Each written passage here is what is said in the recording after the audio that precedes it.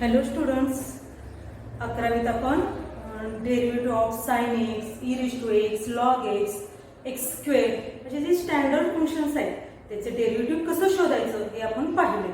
आज आपण डेरिव्हेटिव्ह या चॅप्टरमध्ये डेरिव्हेटिव्ह ऑफ कॉम्पोजिट फंक्शन हा टाईप बघणार आहे. Derivative of composite function. तर कॉम्पोजिट फंक्शन म्हणजे काय? तर function of function. Composite function म्हणजे काय? Function of function. For example y is equal to sine x. हे तुम्हाला माहितच आहे कोणतं आहे? ट्रिग्नोमेट्रिक फंक्शन आहे, करेक्ट.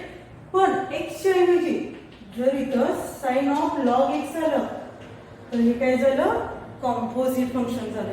कारण साइन हे ट्रिग्नोमेट्रिक फंक्शन आहे, लॉग एक्स काय झालं? लॉगॅरिथमिक फंक्शन झालं. तर याला आपण कॉम्पोजिट फंक्शन म्हणू शकतो. y is equal to e raise to x square हे पण कॉम्पोजिट फंक्शन झालं. ई रेज टू एक्स हे एक्सपोनेन्शियल फंक्शन आहे, एक्स स्क्वेअर हे काय झाली? पॉलिनॉमियल झाली. मग अशा टाईपची जी कॉम्पोजिट फंक्शन आहे ती डिराईव्ह कशी करायची, डिफरन्शिएट कशी करायची, त्यासाठी एक मेथड आहे. त्या मेथडचं नाव आहे चेन रूल. आणि त्यामध्ये एक थेरम आहे बघा, थेरम 1. त्या थेरमचंच नाव आहे चेन रूल. थेरम काय सांगते बघा? If y is equal to f of u is a differentiable function of u. y कसा आहे? differentiable function of u आहे. आणि u is equal to g of x is a differentiable function of x. म्हणजे y differentiable कुणाला आहे? u ला आहे. u differentiable कुणाला आहे? x ला आहे. तर such that the composite function y is equal to f of g of x is a differentiable function of x. तर काय असते? y is a differentiable function of x असते. म्हणजे y is differentiable function of u, u is differentiable function of x, then y is differentiable function of x. Such that prove that आपल्याला prove काय करायचं आहे? dy by dx is equal to dy by du into du by dx आपल्याला prove करायचं आहे. आपण prove बघूया बघा. given that y is equal to f of u and u is equal to g of x, y is equal to f of u and u is equal to g of x. तर let del u, del y and del x बघा, del y, del u, del y and del x be small increments. Small increments, increments means बदल, छोटे छोटे बदल in u, y and x respectively.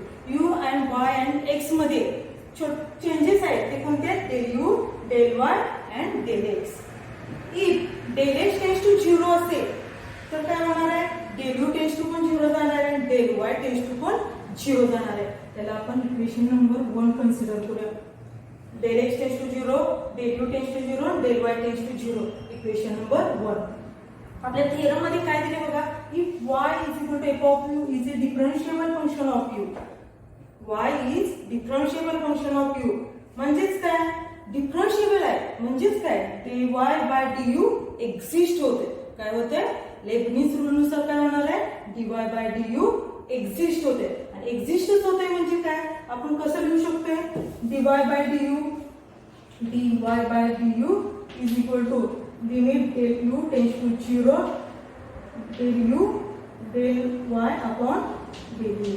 Exist होते म्हणजे आपण असं लिहू शकतो लेबनिझ रूल नुसार. dy upon du is equal to limit del u tends to 0 del y upon del u. हे एक्झिस्ट झालं म्हणून आपण हे लिहिलं. आता सेकंडला अजून पण दिलं बघा, u is differentiable function of x. u कसं आहे? डिफरन्शिएबल आहे. कुणाला? x ला. u is differentiable function of x. therefore du by dx exist. u कसं आहे? x ला डिफरन्शिएबल आहे म्हणून काय झालं? du by dx एक्झिस्ट झाला. म्हणून काय झालं? du by dx is equal to limit del x tends to 0 del u upon del x.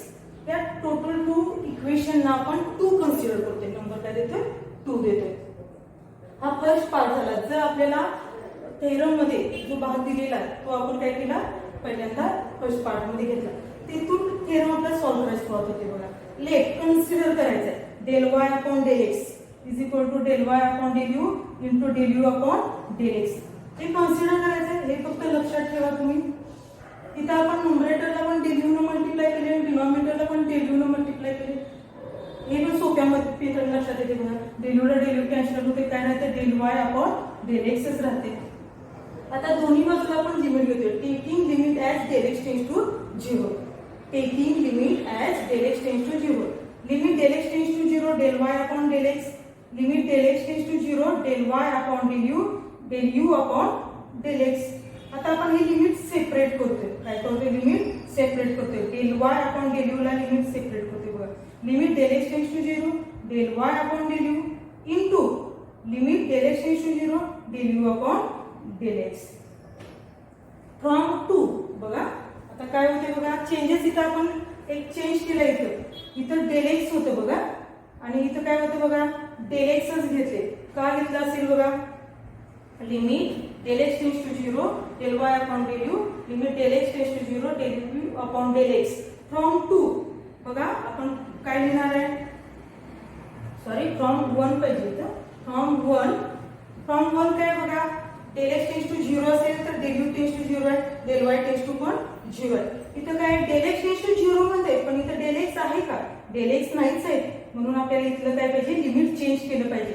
Del x tends to 0 आपण चेंज काय करतोय, डेल यू टेन्स टू 0 मध्ये चेंज करतोय. म्हणून आपल्याला काय मिळेल, limit del u tends to 0 del y upon del u into limit del x tends to 0 del u upon del x. आता फ्रॉम टू हे काय होते, एक्झिस्ट होते. RHS एक्झिस्ट म्हणजेच काय, त्याच्यासाठी आपण काय करू शकतो, dy upon du into du upon del x du upon dx. जर RHS एक्झिस्ट होत असेल तर आपोआप काय होणार आहे, RHS एक्झिस्ट होते तर आपोआप LHS पण एक्झिस्ट झालीच पाहिजे. LHS पण काय होते, एक्झिस्ट होते. Therefore limit del x tends to 0 del y upon del x, त्याच्यासाठी काय लिहिणार आपण, dy अपॉन dx. याच्यासाठी काय लिहितोय आपण, dy upon dx is equal to dy upon du into du upon dx.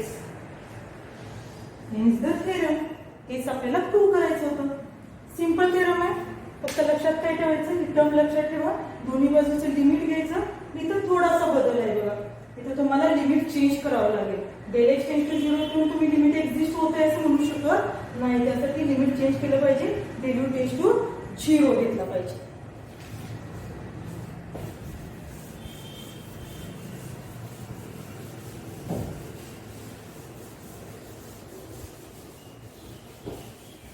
Note आहे बघा याच्यावरची note. Above theorem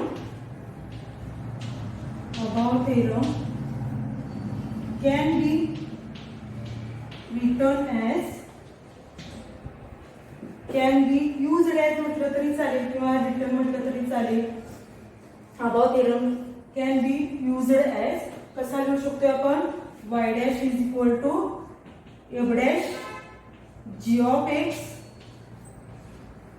into g dash of x.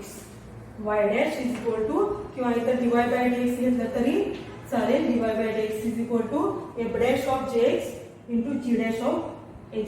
म्हणजेच काय, पहिल्यांदा तुम्ही आउटर फंक्शन डिफरन्शिएट करायचं. आउटर फंक्शन म्हणजे f काय करायचं, डिफरन्शिएट करायचं. f dash of jx inner function तसंच ठेवायचं आणि सेकंडली काय करायचं, इनर फंक्शन डिफरन्शिएट करायचं.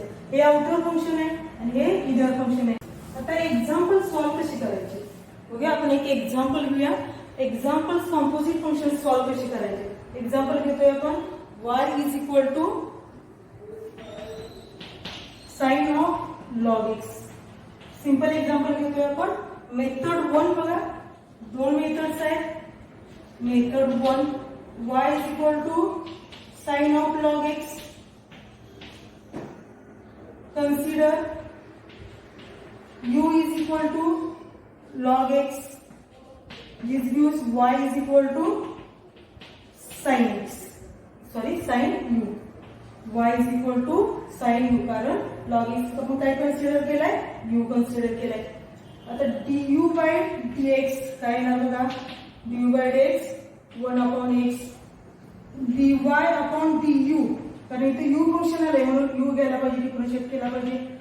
कॉस ऑफ यू, पण यू ची व्हॅल्यू माहिती आहे आपल्याला log x, cos of log x. आता या चेन रूल नुसार काय येणार बघा, dy by dx is equal to dy by du cos of log x, आणखी काय du बाय dx काय ना 1/x.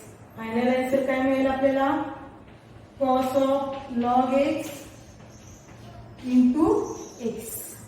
dy बाय dx काय मिळाला, cos of log x upon x. म्हणजे दिलेल्या फंक्शन मध्ये ते इनर फंक्शन असते, त्याला काय करायचंय आपण यू कन्सिडर करायचंय. सेकंड मेथड आहे बघा, सेकंड मेथड खूप इझी आहे आणि आपण हीच मेथड ओव्हरऑल वापरतो. तर काय बघा, आपलं function y is equal to sine of log x. आता हे फंक्शन झालं, हे आउटर फंक्शन झालं करेक्ट, आणि हे झालं इनर फंक्शन झालं.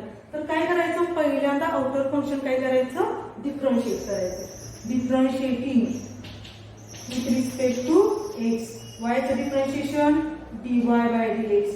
पहिल्यांदा आउटर फंक्शन डिफरन्शिएट करतोय, काय येणार आहे, साइनचं डिफरन्शिएशन कॉस. पण आता इथे एक्स नाहीये, हा जर आपण एक्स कन्सिडर केला बघा, हा जर आपण एक्स कन्सिडर केला तर साइन ऑफ एक्स येणार. साइन ऑफ एक्स काय लिहितो आपण, कॉस एक्स. पण कॉस एक्स कोणता आहे आपला, तर लॉग एक्स तसा आपण यायचा.